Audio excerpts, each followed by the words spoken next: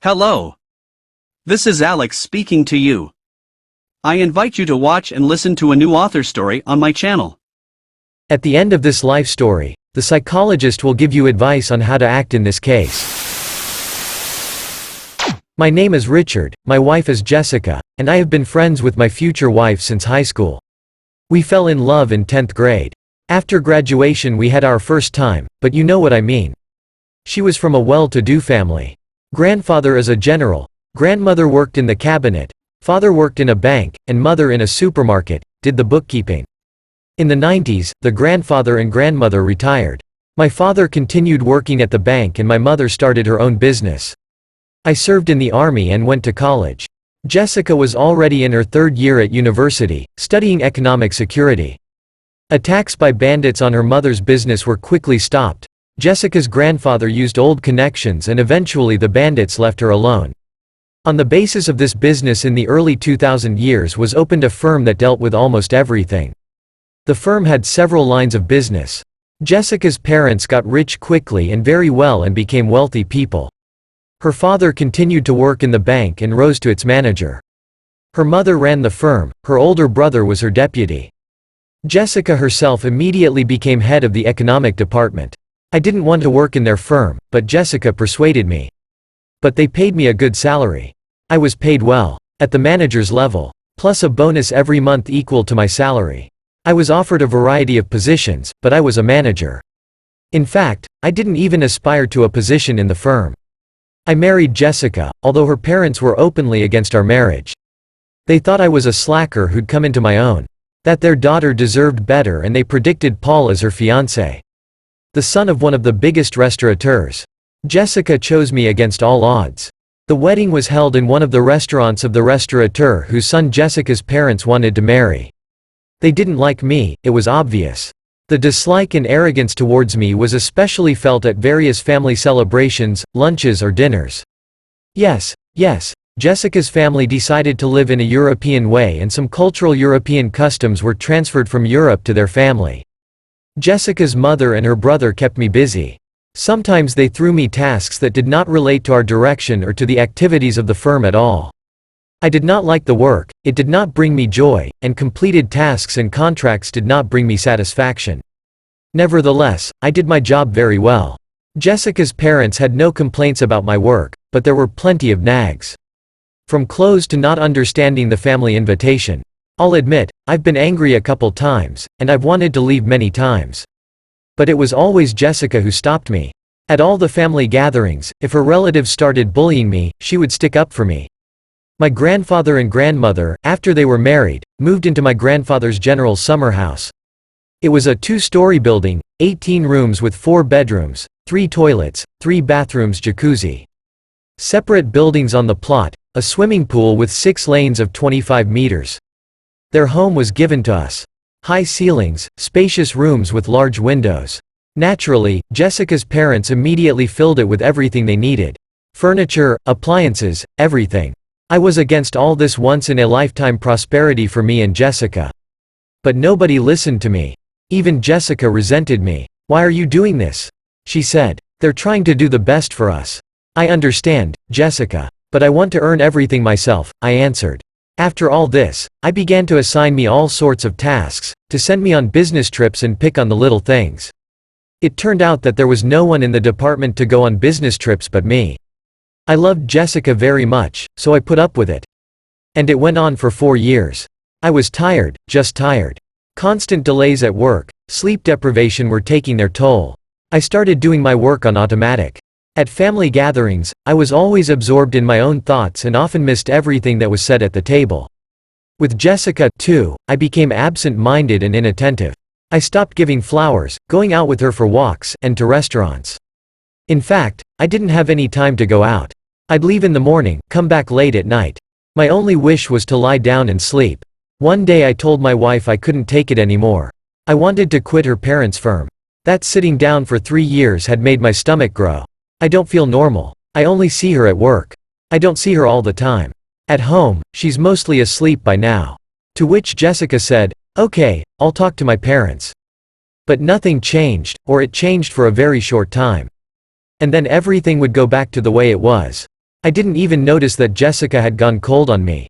She started coming home late from work. On weekends, she'd disappear with her girlfriends. Sometimes she'd stay the night. It all came out by accident. One day I was sent with documents to the region. It wasn't very far. I decided to go at lunchtime. I thought I'd stop at a small restaurant. I'd have lunch and move on, just in time. I didn't manage to get to the region that day. Outside the door of the restaurant, looking around for a suitable table, I saw Jessica. She wasn't alone, but with Paul. The very Paul her parents had predicted she would marry. They sat side by side at the table, on a cushioned sofa in the corner of the room. They chatted sweetly and sometimes kissed. They didn't notice me. I stepped out. A plan immediately formed in my head. I pulled my car into the parking lot and called a cab. "How much would I owe you if I hired you as a spy?" I joked to the driver. "How much will you pay and 50% on top?" said the cabbie. "Deal," I said. They came out 40 minutes later and got into Paul's car. 4 hours later I went back to the parking lot to my car. I paid the cab driver and went to my friend's house. He didn't turn up at home. He was at work as usual, at the pool. The friend worked as a swimming instructor, combining his job as a lifeguard. It was nasty, hurtful, and disgusting. I waited until my friend's shift was over. "Hello, Mark," I extended my hand to my friend. "How did you get here?" said hello to Mark and shook my hand firmly. "How many years? How many winters?" I apologize for not appearing for a long time and not calling. "I've been working too hard." "Oh, it's all right. Tell me about it. I see you have a problem with me. I can see it in your face. My friend's getting serious." "Not here, Mark." "All right, give me 15 minutes, then we'll go to my place. My wife will be happy to see you. It's been almost 4 years. Susie was a classmate of ours. When Mark came back from the army, they started dating. A year later, they got married." "All right," I said, "you get ready and I'll wait for you in the car." The three of us sat in the small kitchen. "By the way, how is your wife?" Mark asked. "That's what I wanted to talk about." "Sadly," I said. "It's going to be a long story. Are you ready to listen?" My story lasted about half an hour. "That's about it. Anything else you want to know? Ask away." "How come? You're in and out of school together." My friend was discouraged. "I don't know, I guess I'm out of love. Jessica didn't love me anymore. She even stopped defending me in front of my parents. And you, too, have fallen out of love?" Susie asked me sympathetically. "No, I still love her. But I can't live with her. I had this idea. And I told my friends what I had in my head. Mark's coming over to me. It's not our way to just walk away quietly. Look at you. A handsome, intelligent man. But I've changed a lot, and not for the better. The sparkle in my eyes is gone. I look tired, shoulders slumped. My tummy's bulging, I'm not shaved. Well, Richard, I think we should bring you back. Get you back from where you've put yourself. Come to my pool tomorrow after work. Gym first. I'll make an appointment with the trainer. And then, please, on the lane. And swim for at least an hour. I'll make sure you don't slack off. I'll get you a pass so you don't have to go to the doctor. I'll also give you the address of a hairdresser's. There's a young girl who works there. But she's a godsend. Her name is Flory. She'll make you look real handsome. Don't agree with Jessica's parents. Stop being bossed around and bullied. Don't be afraid to confront them. You live with their daughter, not them. Don't say anything to Jessica and don't confront her. Let things go as they are. Life will tell you what to do with the rest." And that was the end of it. 3 months went by. We had a family dinner. We got to talking about work. I was told I'd have to go on a business trip tomorrow. Not for long. Just for a week. It's the second time our supplier has failed us. There's no one else to send. "No, I'm not going." I said no. I went last week. And the week before that. And last month. I went the week before last month, too. I've been on every business trip our department's been on. Besides, I got business here. And you can send any one of the 13 people in the department on a business trip. I've seen everyone's reaction to my categorical refusal. Perplexity, incomprehension, anger and surprise. A scandal broke out. I was asked, who do I take myself for? Who do I take myself for? If you don't have anyone to send, then go yourself. And no more work emergency. You don't like it? Find someone else. I've had enough. I got up and walked out the door. Thanks for dinner. I threw without turning around. Jessica caught up with me near the elevator. Richard, what happened to you? I don't recognize you. I don't recognize you anymore either, Jessica. It's like you're not with me anymore. Jessica flinched. What do you mean? I mean you've changed. It's like you're a stranger. I kissed her. I'll see you at home. Go on, your parents are waiting for you. I left. Late that night, Jessica called. I'm sorry, I'm staying at my parents'. You made a mess with your behavior. Okay, good night, Jessica. I'll see you at work. Another 6 months went by. I felt great. Going to the gym and the pool had done me good. My muscles were getting stronger again, my belly was gone. I met Susie once at the pool. She said hello and smiled and kissed me on the cheek. Well, you look terrific. You must be attracting a lot of women, huh? You've got that same look back. Mark said you're back to your old self. Thank you, Susie. And I smiled. I know and feel that I've changed. And for that, thank you very much. You and Mark. I don't notice women because I'm still married. What's the relationship with Jessica's parents? Not good. And how is Jessica herself? She hasn't left Pavel, but she's seeing him less often. And on weekends she's always at home. Susie nodded understandingly. I'll tell you what. I'll take you and Mark to a restaurant on Saturday. We should celebrate my return. No car. Oh, it's been a long time since I've been to a restaurant, Susie said. It's a deal. On Friday, I stopped by the barber shop. Hello, Flory. I said hello to the girl. Hello, Richard. Flory said hello. Flory, please come to the restaurant with me tomorrow. I don't want you to think anything of it. I just want to thank you for your work on my appearance. I promise. It was an exceptional occasion. I want to thank you. On Saturday, Jessica told her husband that the girls had called her and invited her to a coffee shop. And she asked if it was okay with me. I looked at my wife in surprise and asked why she was consulting me. For the last 2 years, she'd just leave without warning. Jessica apologized and said she was wrong. I'm gonna take my friends to a coffee shop, okay? If I'm late, don't lose me. Okay. Okay, I said. In the restaurant, even though it was a Saturday night, there weren't many customers. The 4 of us sat together. Eating, drinking, joking. Having fun. There was an old jukebox in the corner. It was playing some old tune. Suddenly, Susie tensed up and sharply grabbed my arm under the table. Sit down and keep your head down, she hissed. What's the matter, Susie? Why did you squeeze my arm like that? Smiling, I asked my friend's wife. Jessica's here. Not one of them, she hissed again. I see, I said. I gave her a rough portrait of Paul. Is that him? I asked. Mark. The light turned to her husband, who was talking to Flory and did not notice anything. Jessica came, she continued. Pretend you don't see her. We sat there as if nothing had happened. We kept talking and laughing. Apparently we were good at acting carefree. Flory didn't even know. She knew I was married, but she had never seen my wife. My wife and Pavel hadn't noticed us yet either. They were seated at a table at the other end of the room. Jessica noticed us when a waiter came over to take their order. That's when Flory's cell phone rang. It's my young man, Flory said. He needs to see me. Richard, will you walk me out? Sure, I said happily. I pulled out my phone and ordered a cab for Flory. Jessica said something to Paul at the same time. She got up and headed for the exit. At the same moment I got a message that a cab was already waiting at the entrance. Apparently it was outside the restaurant. We got up with Flory. Flory said goodbye to Mark and Susie. As we walked out, I didn't notice my wife on the street. Squeezing Flory into a cab, thanked her for her company and kissed her hand. My wife never returned to the restaurant again. I got home close to 12 o'clock. Jessica was sitting on the couch with her legs tucked under her. Next to her was a table with an open bottle of wine and a half-filled glass. Hi, I said to her. She said, hi, too. Jessica kept her eyes on me. Where have you been? The wife asked. At a restaurant, I told her. I invited some friends of ours, classmates. Do you remember Mark and Susie? Of course I remember, said the wife. We went to school together. And how did it go? Jessica wouldn't stop. It was fine. We sat down. We had a few drinks. We reminisced. Our class, our teachers, our adventures. We remembered who was in love with who. Were you alone? Jessica asked. No, I wasn't alone. I was with a girl, her name is Flory. And what's your relationship with her? I could see that Jessica was caught up in it. Nothing. She's my stylist and she's just a nice person. She's very nice to me. Always makes sweet conversation when she's serving me. Will you have some wine with me? Jessica asked. Just a little, I answered.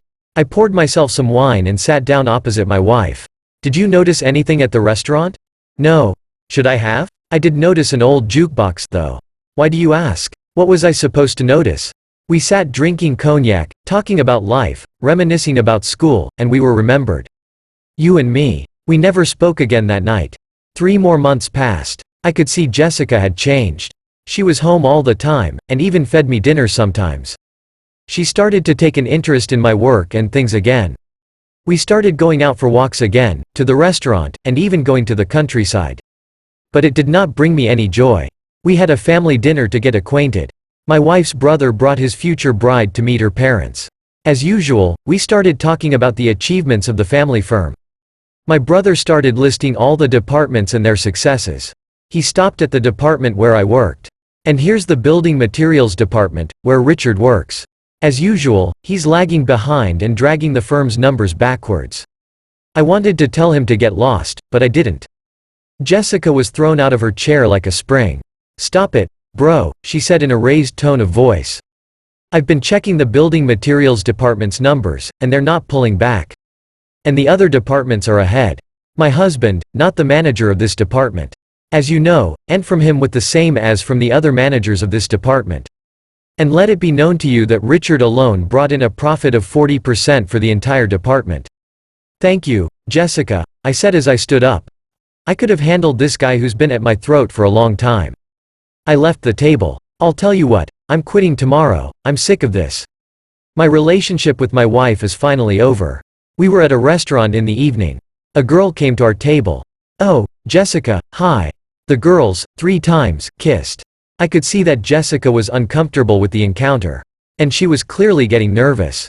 "Who's that?" with a challenge asked the girl, nodding in my direction. "The new guy. Do you want to meet him? Where's Paul?" I saw Jessica's pale face. "Paul is resting today," I said smiling. "It's not his shift. It's my husband's shift. It's my shift. My name is Richard," I continued. "And I've been a suitor since high school. Did I satisfy your curiosity?" The girl was confused. "Stupid," Jessica shouted at her. "Stupid fool." We drove home in silence. We sat on the couch. "Don't worry so much, Jessica," I said calmly. "I've known about you and Paula for a long time." Jessica cried, covering her face with her hands. "You must have thought I would not notice anything, didn't you?" "But I saw and felt everything. Why didn't you stop it before?" Jessica asked through her tears. "I was just trying to figure out what had happened between us. Where did we cross that line where there's no going back? And at first I was hopeful. I hoped that you were wrong. That you loved me and you'd come back." Jessica cried out loud. "Where's the girl who waited for me? Waiting and loving. The one I trusted like I trusted myself. The one who in high school dreamed of practicing photography and becoming a famous photographer. She was cheerful and compassionate. She could follow me to the ends of the earth without a second thought." I got up from the couch and went to the small pantry in the hallway. I came back with a small stack of photos and an old camera. "Remember him?" Holding out the camera I asked her. "I've kept it. These are the pictures I took from the film that was in it." It was just Jessica and Richard. They were still very young. Jessica was looking through the pictures and crying. "I hope you understand me. You understand that I denied you intimacy. It just hurt. But I couldn't forgive. Richard, my love. Will you ever forgive me? I broke up with Paul. Let's start over. I don't want to lose you."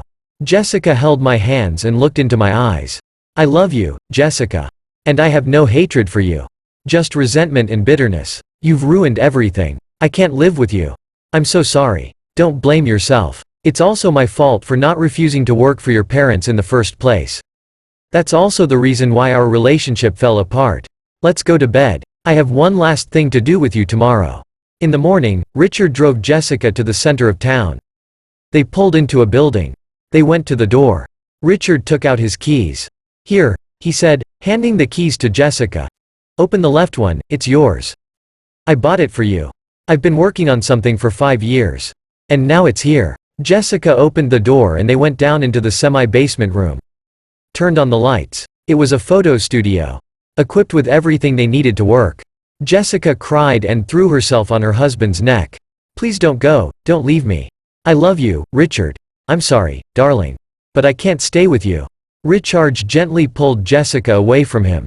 "Have faith in your dream, my love. I must go." "Where will you go, Richard? You don't even have a place to live." "I've got a head, arms and legs. I won't be lost. Goodbye, Jessica." Should you forgive adultery? It's not about the laws of society, but about how sincerely you yourself are ready to forgive cheating. Answer the questions about whether you have a desire to live together after the betrayal, whether you can feel happy in this relationship. If there is a mutual feeling and desire to keep the family together, then it is your own responsibility and belief that such a thing will never happen again. People do not get better after such a conflict, but you can try to let go of the offense and give your other half a chance. 30% of cheaters realize their mistake and work on improving their relationship. At the same time, the remaining 70%, having embarked on the path of infidelity, prefer not to stop.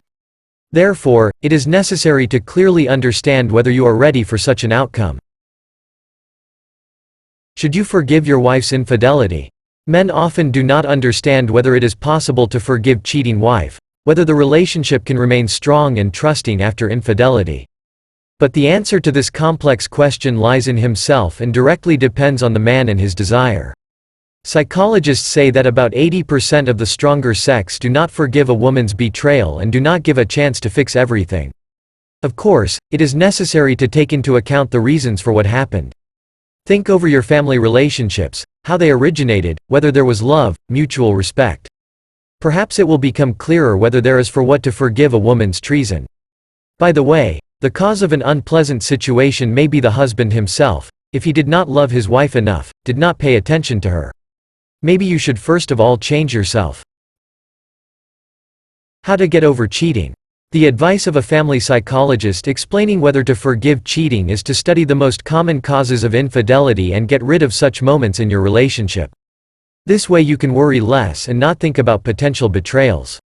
Of course, every family has its own reasons. But most often it can be a lack of love and mutual understanding, inattention to the partner, lack of joy, mutual support. Try, armed with a piece of paper and a pen, write out the main problems of your couple. If you manage to solve them, but there are no positive changes in the relationship, it is worth thinking and making a new list. These actions should be continued until your union will not become exactly as you want it to be. Then it will be possible to avoid infidelity. Write a comment what you think about this story. Be sure to subscribe to my channel. See you soon.